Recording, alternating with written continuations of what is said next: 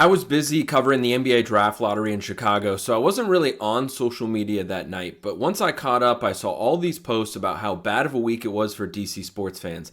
And while that is undeniable, what bothered me a bit was seeing some people suggest this was the same old, and that DC is a sad sports town. No, no, no, no, no. That's not true anymore, and I'm here to help you count your blessings.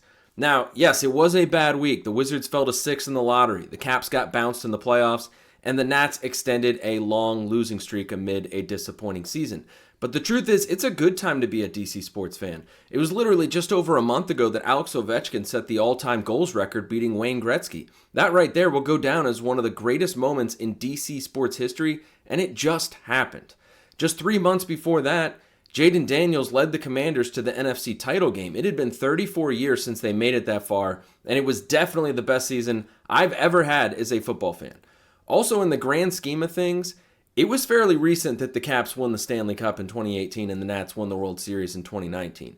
DC can't be a sad sports town with those things going for it. Now, if you followed my career as a sports writer, you might think this is hypocritical because I've written a lot about DC being a cursed sports city over the years. In fact, I'm pretty confident I've written more about that subject than anyone else. I was the first to document the historic semifinals drought, and I wrote about it literally every year until the Caps ended it. I was also there in person covering some of the worst moments DC sports fans have had to endure, so I know the history all too well.